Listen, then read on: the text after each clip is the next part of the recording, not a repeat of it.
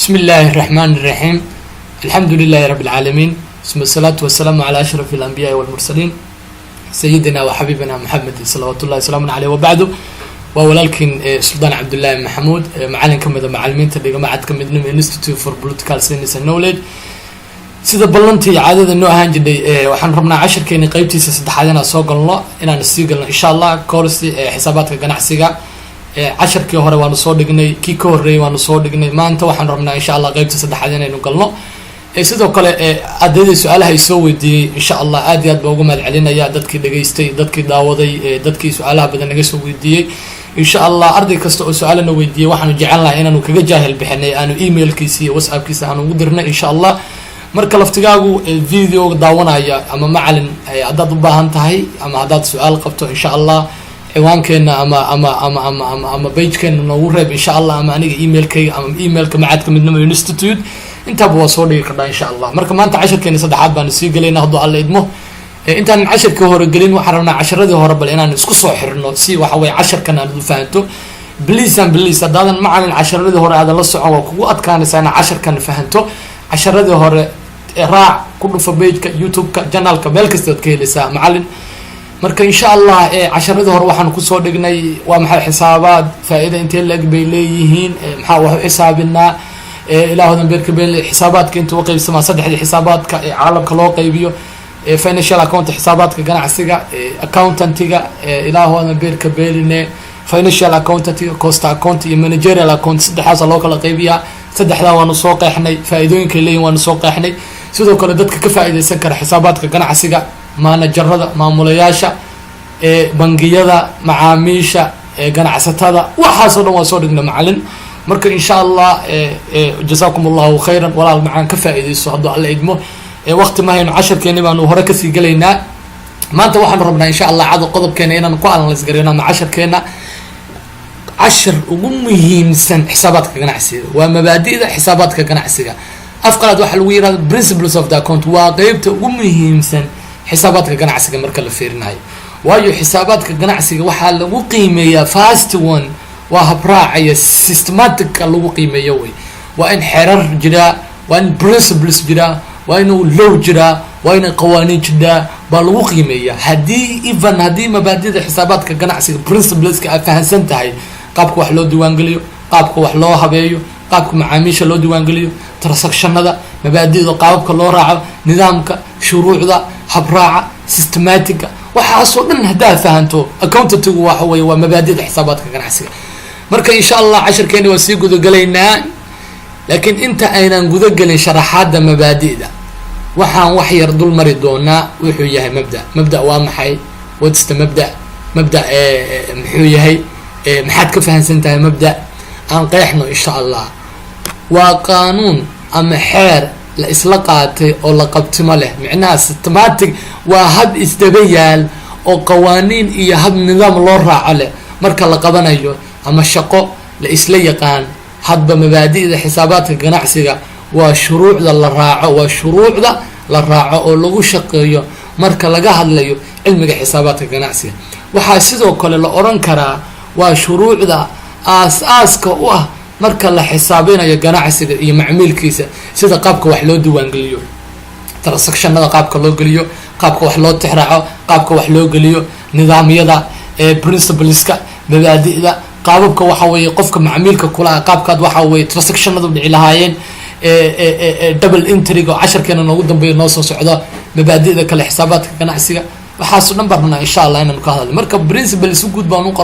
u sheegnay waa hab isdaba yaal hab systematic online oo loogu talagalay marka shaqo la qabanayo nidaam baa jira mas'uuliyad baa jira accountability baa jira responsibility baa jira shuruuc loo raaco xisaabaadka ganacsiga jira marka xisaabaadka la dejinayo nidaam bay leeyihiin transactionnaa jira akoomaa jira qaababka loo diiwaangeliyo qaababka akoomada loo xiro kuwa sida loo geliyo qaabka macaamiisha kuwa deynta kugu leh kuwaad adu wax ku leedahay kuwa wax kugu leh shirkadaha accountantiga xisaabaadka waxaasoo dhan baa lagaga hadlaa insha Allah marka waa principles way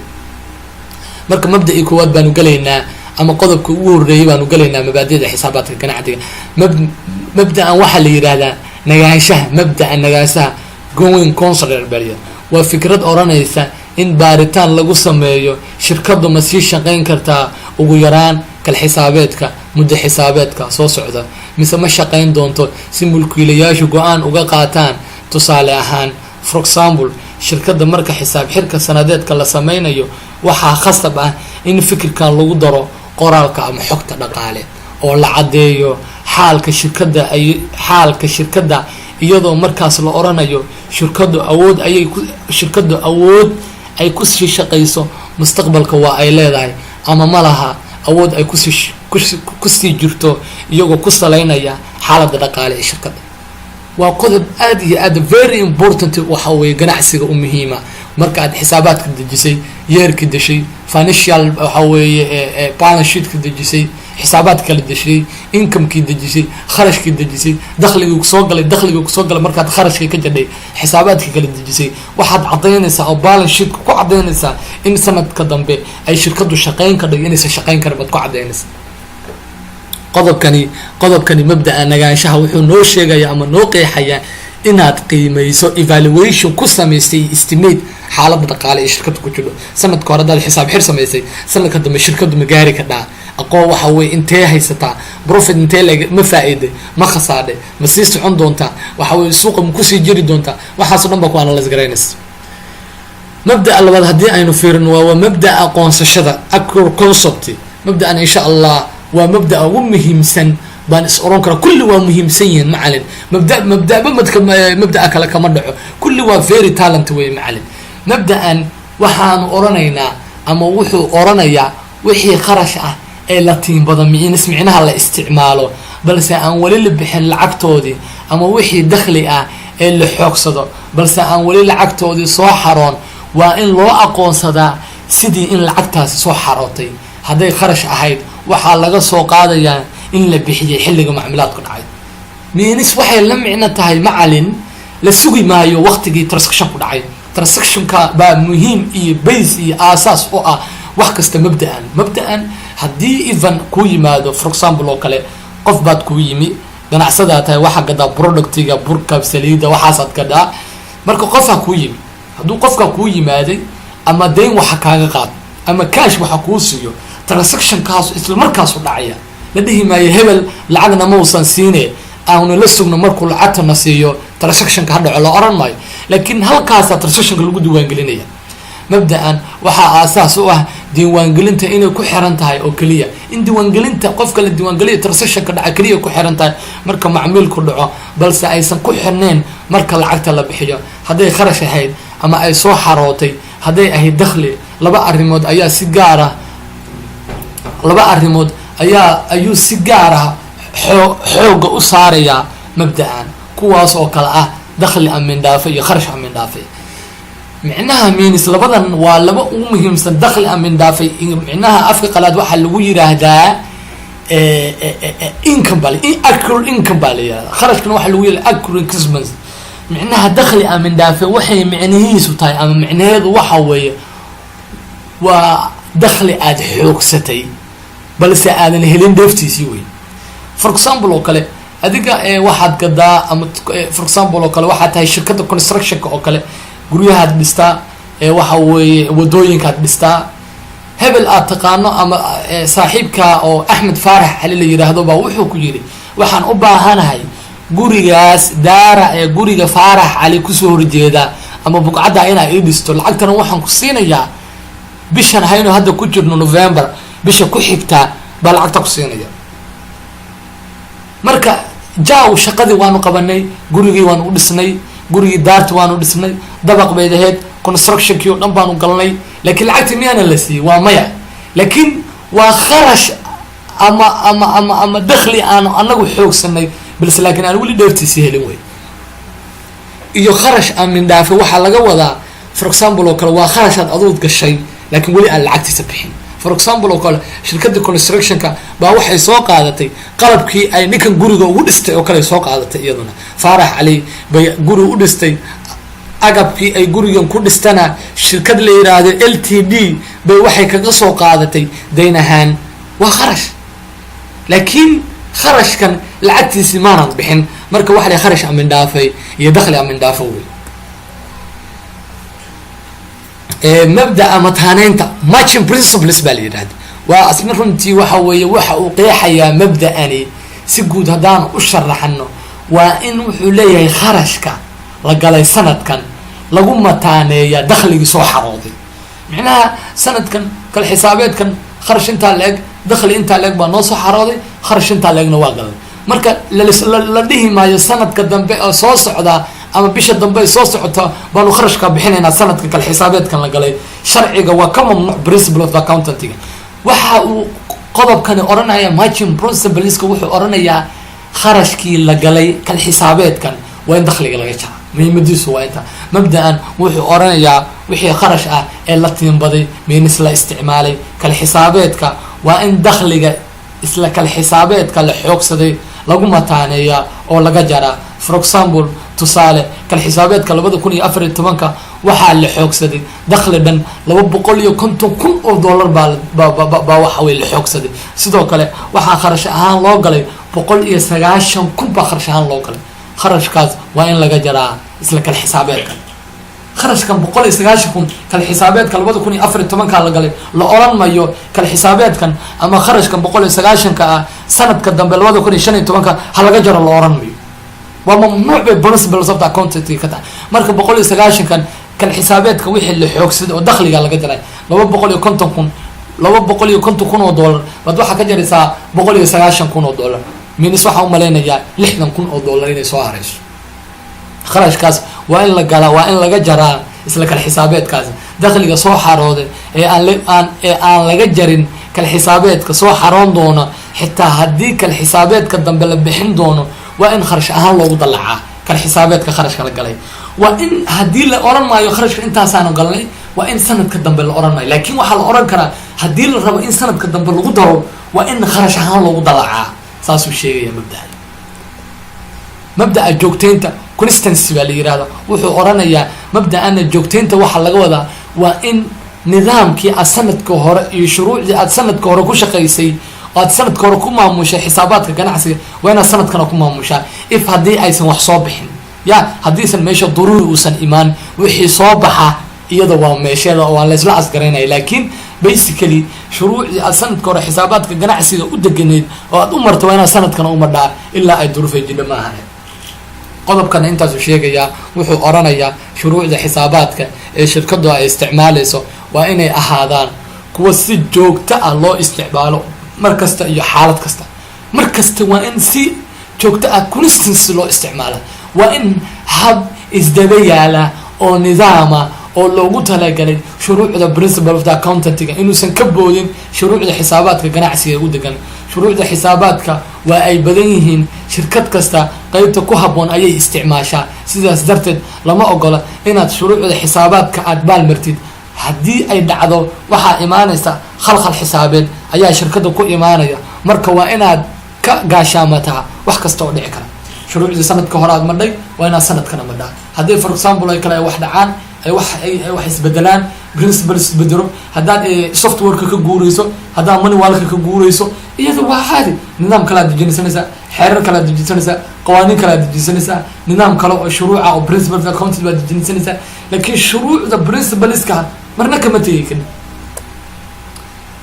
mabda'a baykhaamiinta brand misconcept baa la yidhaahdaa waa mabda aad iyo aad u fiican oo muhiim u ah shirkada oo la alasgareeyo micnaha waxa uu sheegayaa waa fikir ka mid ah kuwa ugu muhiimsan xisaabaadka ganacsiga marka laga hadlayo fikirkani wuxuu oranayaa marka la diyaarinayo warbixin sanadeedka shirkada financial statementiga ama balance sheetka waa in la hubiyaa in aan hantida iyo dakhliga asset and income la buunbuunin halka qarashkana aan hoos loo dhigin waa very important from this talent buu ku yahay organizationalka ama company ama small business ku yahay waa in kharashka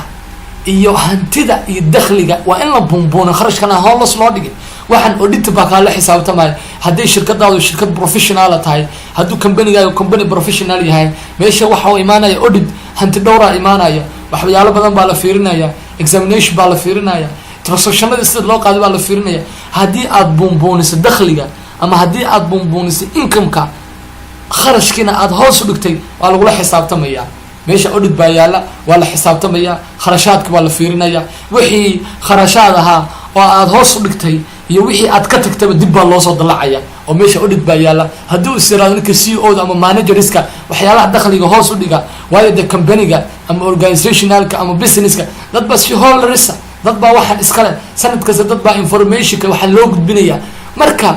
maamuluhu ama managerska waxa uu rabaa oo ay sumcadiisa ugu jidhaa in la helo dakhli badan, in la helo kharashkan u yaraado, si bonuskiisa iyo waxa way sharaftiisa iyo sumcadiisa kor loogu qaado, dhaqaalo fara badan oo u helo. marka waa lagala dagaalamaya. waxaa dhici karta kharashaad badan inuu lumiyo, waxaa dhici karta waxyaalo badan inuu meel saaro, waxaa dhici karta waxyaalo kale inuu lumiyo. marka waxaasoo dhan waa la iskala xisaabtamaya. marka mabda'an beekaaminta burdens of the concept wuxuu sheegayaa inaan la buunbuunin hantida iyo dakhliga, kharashkana hoos loo dhigo.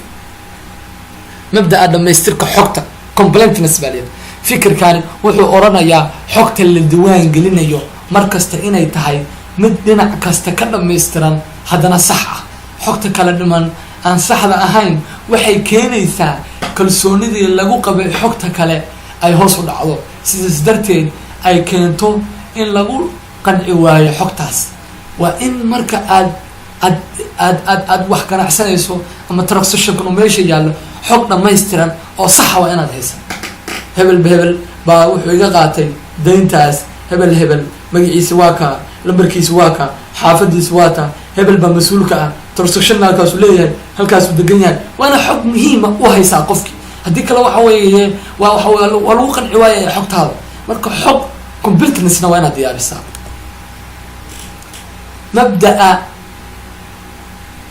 mabda'a qiimaha asalka ah historical cost baa la yihahda. mabda'an waa mabda aada iyo aada runtii u muhiim u ah oo la yiraahdo historical cost. fikirkani waa mid oranaya dhammaan hantida shirkadu leeyihiin ama shirkaduhu leeyihiin waa in lagu diiwaangeliyaa qiimaha ay markii ugu horeysay shirkadu kusoo galeen oo ah qiimaha lagu soo bixiyey. shirkada asadka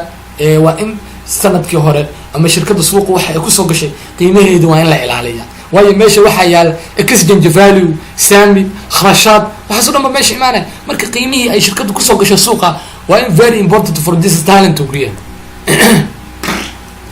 good sharciga labaale double aspect baa la yiraahdaa ama dual aspect baa la yiraahdaa. fikirkani inta badan dadku waxay u yaqaaniin double entry rule baa la yiraahdaa. fikirkani waxa uu ku salaysan yahay waxaa loo yaqaana double entry rule ama sharciga laba diiwaangelinta. fikirkani wuxuu kamid yahay fikrada loogu isticmaalka badan yahay xisaabaadka shirkadaha, waxaana lagu qeexaa sidaan: macmiil kasta oo dhaca wuxuu saameyn ku yeelanayaa ugu yaraan 2 xisaab gashay minus account, midna ay wax galaan midna ay wax ka baxaan. for example oo kale double entry rule wuxuu kuu sheegayaa haddii aad garabka anagu waxu naqana garabka bidix iyo garabka midib baa u noqona, ama credit aan debit baa la yiraahdaa. ti accounting waxyaalaha ugu muhiimsan waa double accounting. 5 account baa jiraba marka la fiirinayo accountantiga. 5 account waxa weeye assetka, income-ka, expense-ga, capital-ka iyo revenue-ga. waaba intaas baaba jiraba, intaas baaba jira. 2 dhibida, 3na waa credit. markaas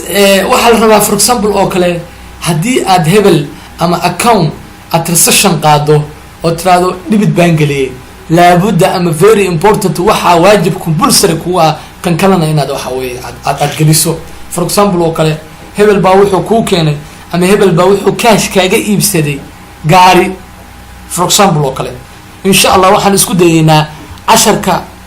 hadda cutubkana noogu dambeeyo insha Allah. cutubka su-aalihiisa sabuuraddaanu saari doonaa hadduu alla idmo. sabuuraddaan saaraynaa, waanu ka shaqaynaynaa, su-aalo kaloo dheeriyana waanu idin daraynaa hadduu alla idmo. for example oo kale ninbaa macaamiishaadi mid kamid ah wuxuu kaa iibsada baabuur, lacagtana wuxuu kugu siiyey as a bangi buu kugu siiyey, as cash kuguma siin, lacag qalaad kuma siin, as a check buu ku siiyo bangiga. marka waxaa lagaaga baahan yahay inaad 2 transaction qaada lagaaga baahan yahay. bangigii oo ay wax soo galeen oo aan wax heshay oo jeegi lagu qoray this is debit buu noqonayaa oo garabka midig buu tagayaa. hebelkii oo aad wax ka qaadatay na wuxuu tagayaa garabka bidix buu tagayaa oo credit buu galayaa.